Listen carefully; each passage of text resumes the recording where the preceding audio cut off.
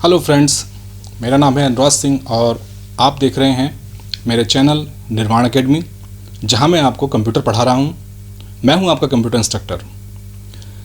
पिछली क्लास में हम लोगों ने देखा था कि कंप्यूटर के परिचय में हमने जाना था कि कितने प्रकार के कंप्यूटर होते हैं और भी कुछ तथ्यों के बारे में जानकारी ली थी। तो आइए शुरू करते हैं इंट्रो के बाद अगली क्लास, जिसमें हम पढ़ेंगे कंप्यूटर का विकास और विभिन्न यंत्र।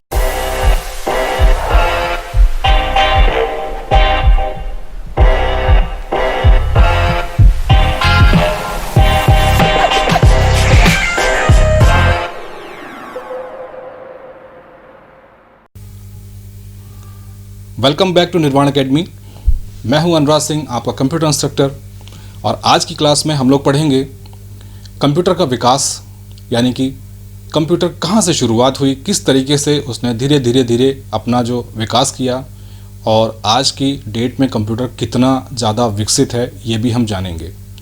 तो मूल रूप से आज के इस वीडियो में हम जो डिस्कस करने जा रहे हैं वो है जेनरेशंस ऑफ कंप्यूटर, जिसको हम कंप्यूटर का विकास भी कहते हैं। तो आइए देखते हैं क्या है कंप्यूटर का विकास। सबसे पहले जान लेते हैं कि कंप्यूटर का इतिहास क्या रहा है, कंप्यूटर कैसे बनाया गया, किस तरीके से इसमें जो डेवलपमेंट्स हुए वो कैसे कैसे हुए। तो अगर हम कंप्यूटर का छोटा सा इतिहास देखें, जो फर्स्ट मैकेनिकल कंप्यूटर था वो चार्ल्स बेबेज के द्वारा बनाया गया था और इसको हम एनालिटिकल इंजन कहते थे। चार्ल्स बेबेज बेसिकली एक मैथमेटिशियन थे, मतलब एक गणितज्ञ थे, और उनको ये छोटे मोटे गैजेट्स बनाना बहुत अच्छा लगता था। तो उन्होंने यही सोचकर एक मैकेनिकल कंप्यूटर की रचना की, जो कि जोड़ना, घटाना, गुणा, भाग ऐसी क्रियाओं को मैकेनिकल गियर्स के माध्यम से करता था। तो अगर आप मैकेनिकल कंप्यूटर को गूगल पर सर्च करेंगे तो आपको देखने को मिल भी जाएगा। तो इसीलिए बेसिकली क्योंकि ये परिकल्पना चार्ल्स बेबेज ने स्टार्ट किया था, और इसीलिए हम चार्ल्स बेबेज को ही हम कंप्यूटर का जनक या फादर ऑफ कंप्यूटर भी मानते हैं।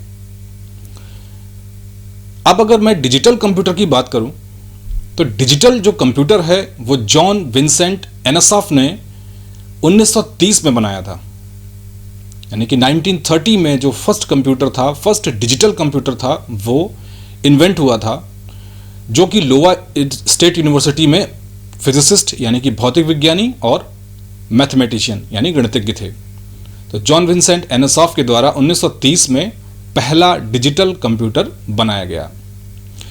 समस्या ये थी, क्योंकि ये पहला डिजिटल कंप्यूटर था, तो इस तरीके के जो कंप्यूटर्स थे ये नॉर्मल आदमी तो छोड़ो, नॉर्मल बिजनेसमैन के लिए भी लेना पॉसिबल नहीं था, क्योंकि बहुत ज़्यादा बड़े थे, बहुत ही ज़्यादा कीमती हुआ करते थे।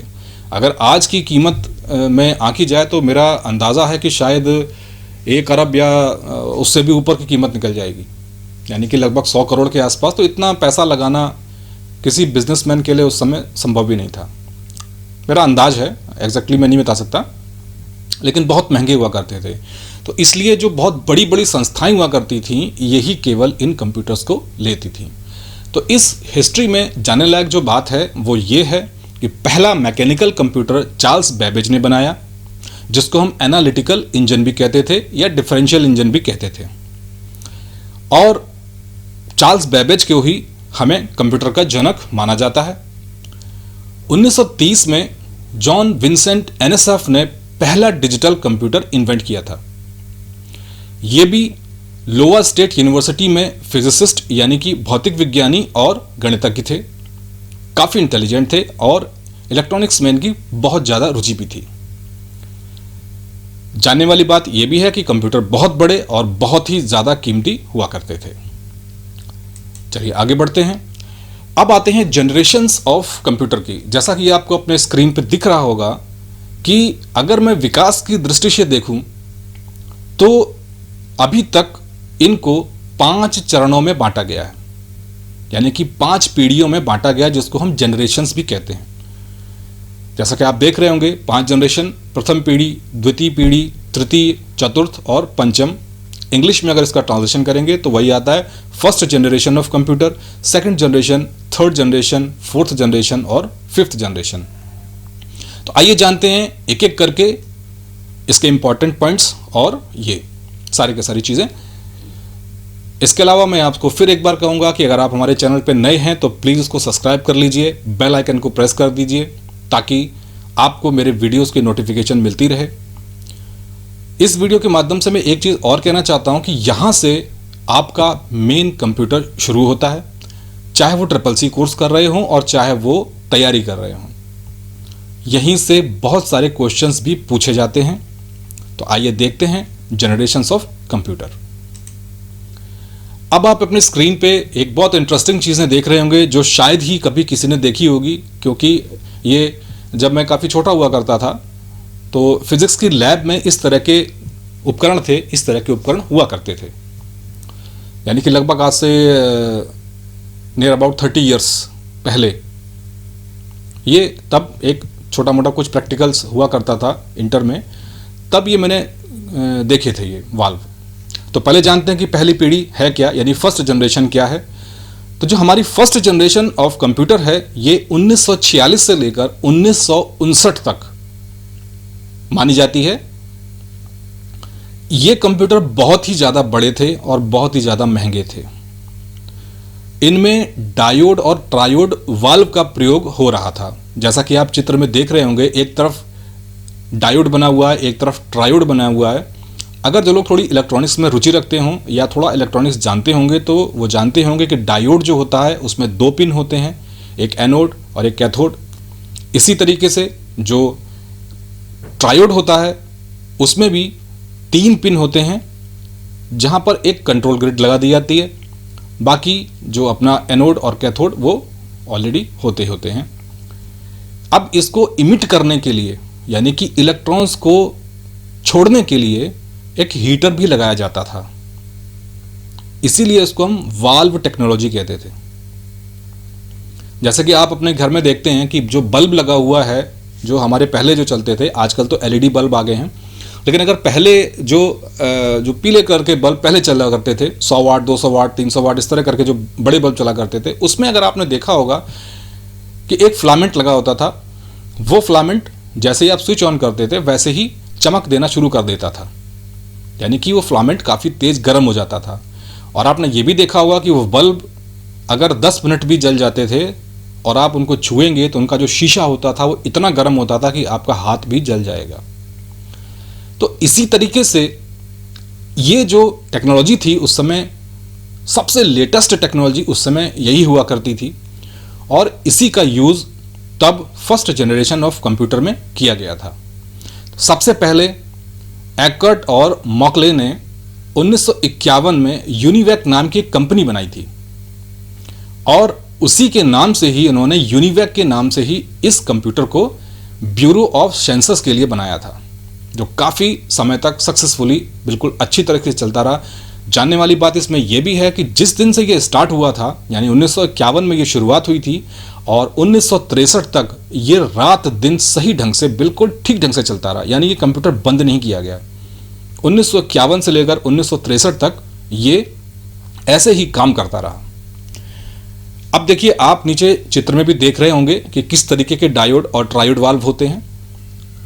मैं ज़्यादा इसमें जोर नहीं देता क्योंकि ये इलेक्ट्रॉनिक्स का पार्ट है और बेसिकली हम एक कंप्यूटर पढ़ रहे हैं, तो केवल हम इतना जान लेते हैं कि जो फर्स्ट जनरेशन है वो 1946 से लेकर 1959 तक चली। पहला जो कंप्यूटर था वो यूनिवैक के नाम से एकर्ट और मोकले ने 1951 में ब्यूरो ऑफ सेंसस के लिए बनाया था। इसमें वाल्व टेक्नोलॉजी का यूज़ किया जाता है, इसीलिए इसको हम फर्स्ट जनरेशन ऑफ कंप्यूटर भी कहते हैं।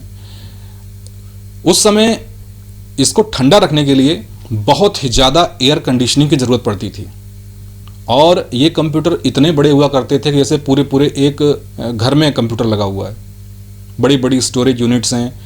और उस ज़माने में तब मैग्नेटिक टेप चला करते थे। मैं आपको अभी जब स्टोरेज डिवाइसेस पढ़ाऊंगा तब उसमें आप ये सब चीज़ें जानेंगे कि किस तरह की स्टोरेज डिवाइसेस होती हैं। तो उस समय मैग्नेटिक टेप चला करते थे, जैसे हमारी पुरानी कैसेट हुआ करती थी वीसीआर की, और हमारे जो टेप रिकॉर्डर में कैसेट चला करती थी, उस टाइप का ये उस पर रिकॉर्डिंग होती थी।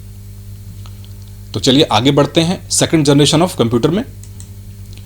अब आप देख रहे होंगे कि द्वितीय जो पीढ़ी थी यानी कि सेकंड जनरेशन वो किस तरह की थी। आपने चित्र में भी देख रहे होंगे, काफ़ी बड़ा कंप्यूटर हुआ करता था, लेकिन ट्रांजिस्टर जो टेक्नोलॉजी थी ये तब आ गई थी और उसने इस वाल्व टेक्नोलॉजी को रिप्लेस कर दिया था। यानी कि जो वाल्व के अंदर यानी कि जो जलता था, बल्ब जैसा जलता था, वो बंद हो गया।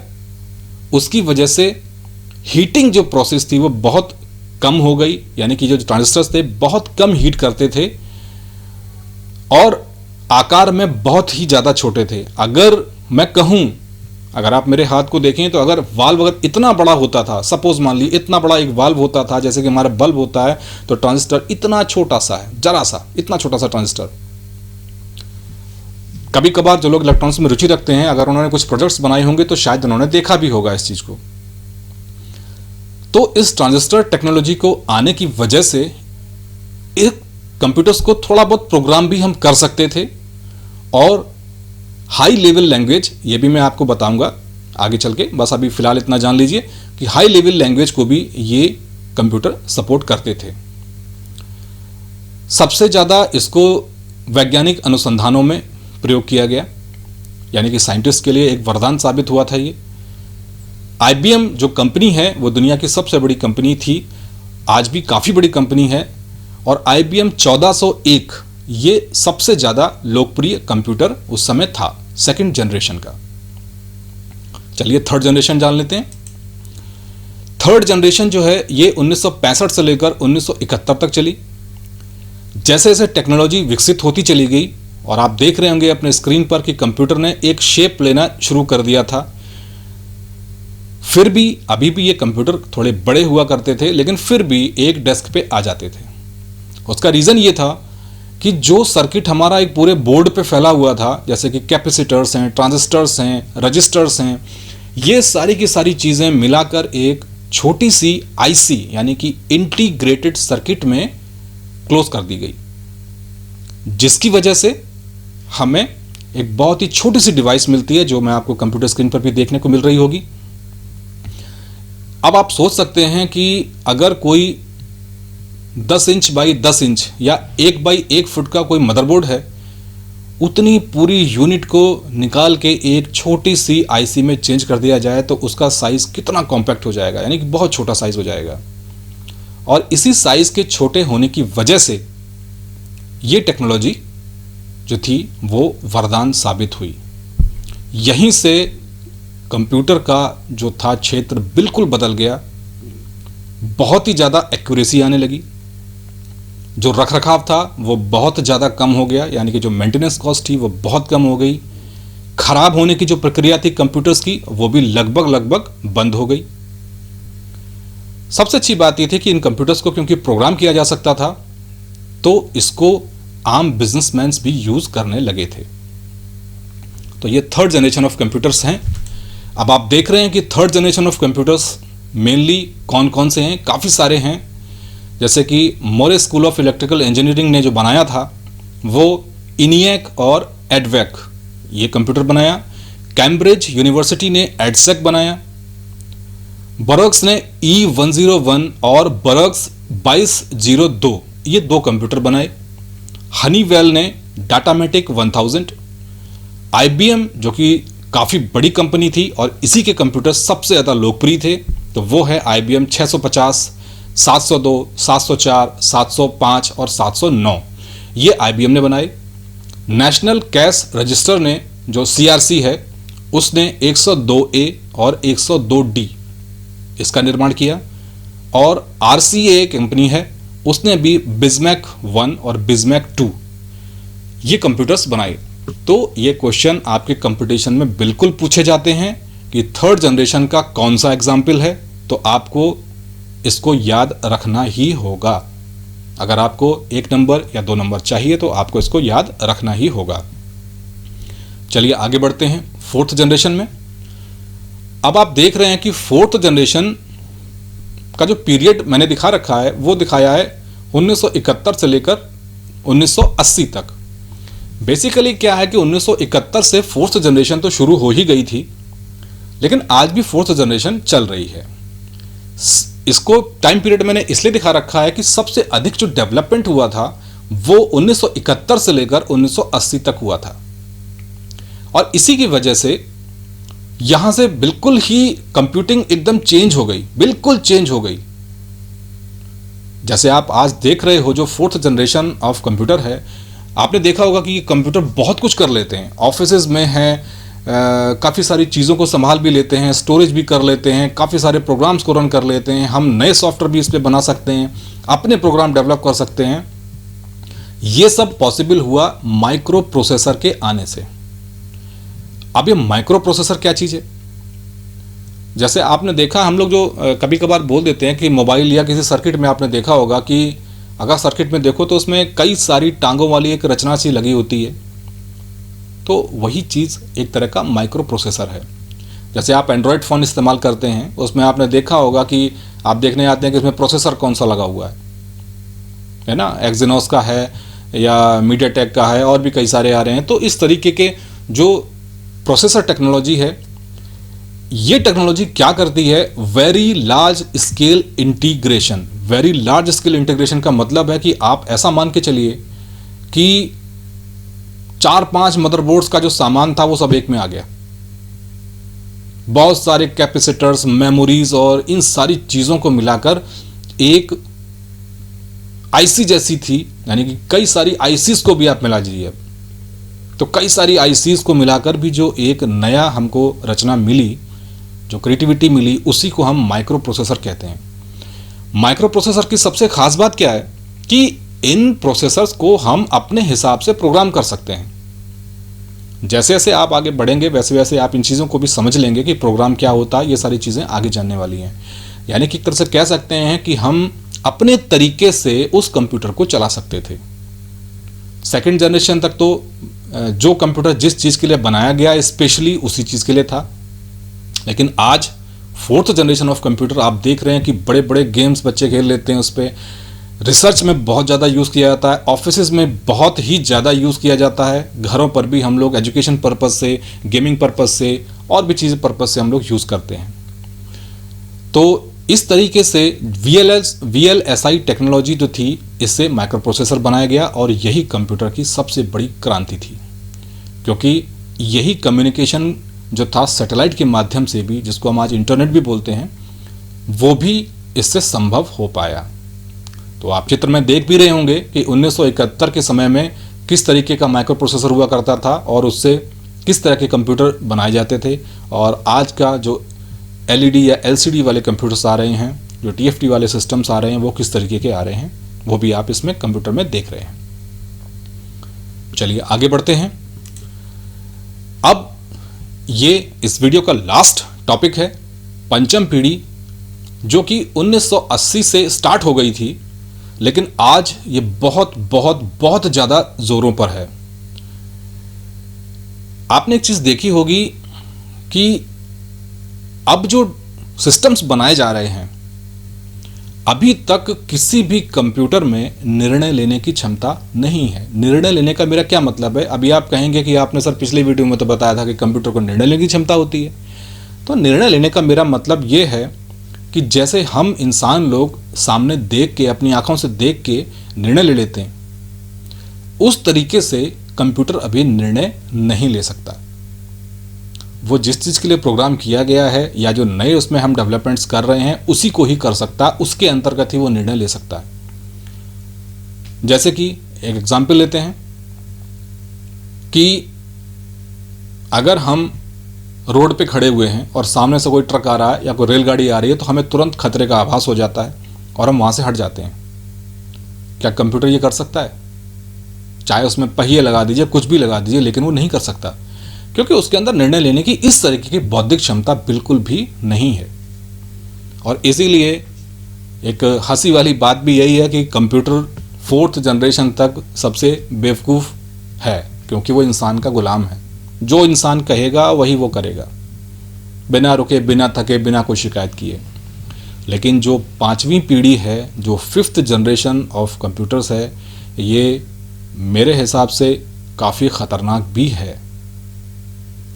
क्यों ख़तरनाक है? क्योंकि वैज्ञानिक अब इस चीज़ में जुटे हुए हैं कि कंप्यूटर्स इस तरीके के बनाए जाएं जो परिस्थितियों को देखकर निर्णय ले लें, और इस काम के लिए वो कर रहे हैं अल्ट्रा लार्ज स्केल इंटीग्रेशन, यानी कि ULSI टेक्नोलॉजी। अब ये ULSI का मेरा मतलब आप समझ लीजिए कि पूरे घर को के जो बोर्ड्स लगा रखे हैं पूरे उनको सर्किट्स को मिलाकर एक सर्किट बना देना, कुछ इस टाइप का आप समझ लीजिए। तो इस तरीके की टेक्नोलॉजी भी आ चुकी है। दुनिया का सबसे इंटेलिजेंट जो कंप्यूटर है इस समय, जिसको हम रोबोट के नाम से भी जानते हैं, वो आप चित्र में देख रहे होंगे, आशिमो रोबोट है। ये आर्टिफिशियल इंटेलिजेंस से युक्त है। ये हाय हेलो कर सकता है, हाथ मिला सकता है, ये सीढ़ियां चढ़ सकता है, अपने आप चढ़ सकता है, उतर सकता है। अभी बहुत से बच्चों को ये कन्फ्यूजन होगा कि अरे रोबोट में क्या है, रोबोट तो कुछ भी कर सकता है। देखिए, हमारे यहाँ पे फिल्मों का बहुत बड़ा असर होता है, इसलिए हमको ये नहीं पता है कि अभी तक यथार्थता क्या है। सच्चाई यही है कि कंप्यूटर ऐसा कुछ नहीं कर सकता। अगर आपने रजनीकांत की फिल्म देख ली हो रोबोट, तो अगर आप उससे प्रेरित हैं तो बिल्कुल भूल जाइए, रोबोट कभी ऐसा नहीं कर सकता। लेकिन फिर भी आशिमो में काफ़ी इंटेलिजेंसी है, वो चीज़ों में फ़र्क कर लेता है, सीढ़ियाँ चढ़ लेता है, उतर लेता है, डांस कर लेता है। और आप फोटो में देख भी रहे होंगे कि देखिए उसने बॉटल को कितनी आसानी से पकड़ा हुआ है और आराम से वो दूसरे कप में उस चीज़ को डाल रहा है, लिक्विड को डाल रहा है। एक चित्र में आप देख रहे होंगे कि वो 2 लोगों के साथ में डांस भी कर रहा है ना। एक लोगों के साथ में आप देख रहे होंगे एक चित्र में कि वो फुटबॉल खेल रहा है। तो बिल्कुल सही बात है, ये काफ़ी इंटेलिजेंट रोबोट है, लेकिन फिर भी अभी इंसान से ज़्यादा इंटेलिजेंट नहीं। इसीलिए मैं थोड़ा सा यहाँ पर बताना चाहूँगा कि ये वास्तव में बहुत ही खतरनाक चीज़ भी है। अगर इसका यूज़ है तो इसका मिसयूज़ भी है, क्योंकि आज तक कंप्यूटर ये नहीं सोचता है कि मैं तुम्हारी गुलामी क्यों करूँ, लेकिन जिस दिन ये सोचने लगेगा, जिस दिन ये थिंक करने लगेगा, तो प्रॉब्लम्स भी क्रिएट होंगी। खैर एनीवे, टेक्नोलॉजी है तो उसका हमें यूज़ करना चाहिए। अगर ये चीज़ है तो बहुत अच्छी बात है, उसका अगर यूज़ रहेगा तो बहुत अच्छा रहेगा। तो आज के इस वीडियो में हमने जनरेशंस ऑफ कंप्यूटर के बारे में जाना। अगर एक मोटा मोटा अनुमान लगाया जाए, अगर एक मोटा मोटा मैं कह रहा हूँ कंपैरिजन किया जाए, तो मेन जो फ़र्क हैं वो क्या हैं। फर्स्ट जनरेशन में डायोड और ट्रायोड वाल्व टेक्नोलॉजी का यूज़ होता था। सेकंड जनरेशन में ट्रांजिस्टर टेक्नोलॉजी का यूज़ हुआ, वाल्व हटा दिए गए। थर्ड जनरेशन में आईसी का यूज़ किया गया, यानी कि इंटीग्रेटेड सर्किट का यूज़ किया गया। और चौथी जनरेशन में जो आज भी चल रही है उसमें VLSI टेक्नोलॉजी, जो कि माइक्रो प्रोसेसर बेस्ड होती है, उसका यूज़ किया गया। और जो 5वीं पीढ़ी स्टार्ट हो चुकी है, पूरी तरह डेवलप नहीं है लेकिन हो चुकी है, उसमें वेरी लार्ज मतलब अल्ट्रा लार्ज बहुत बड़े इंटीग्रेशन का इस्तेमाल किया गया है। और इसमें ख़ास बात यह है कि इस तरह के कंप्यूटर में आर्टिफिशियल इंटेलिजेंस यानी कृत्रिम बुद्धि भी होगी। एग्जाम्पल्स वगैरह बाकी मैंने आपको दे ही दिए हैं। अगर आपको फिर भी कोई कन्फ्यूज़न है तो आप कमेंट के माध्यम से मुझसे पूछ सकते हैं। कोई भी आपको समस्या है आप कमेंट के माध्यम से मुझे दे सकते हैं। एक बार फिर मैं आप सभी लोगों से रिक्वेस्ट करूंगा कि मेरे चैनल पर बने रहिए और मेरे चैनल को सब्सक्राइब कर दीजिए। निर्वाण एकेडमी आपको इसी तरीके से आगे भी अन्य सब्जेक्ट्स पर भी पढ़ाती रहेगी। फिलहाल अभी हम CCC का कोर्स स्टार्ट कर चुके हैं और आगे भी ऐसे ही इस कोर्स को अच्छी तरीके से रन करते रहेंगे। जल्द ही आपके साथ में अभी एक्सरसाइज भी आएगी, आप डिस्क्रिप्शन ज़रूर देखें और अधिक से अधिक इन वीडियो को शेयर करें, क्योंकि ये वीडियो जो बनाए जा रहे हैं बेसिकली उन बच्चों के लिए हैं जो लोग इंस्टीट्यूट में नहीं जा सकते हैं। तो आप प्लीज़ शेयर ज़रूर करें, अधिक से अधिक लोगों को इसका फ़ायदा पहुंचाने की कोशिश करें और वीडियो को स्किप प्लीज़ बिल्कुल ना करें। Thank you.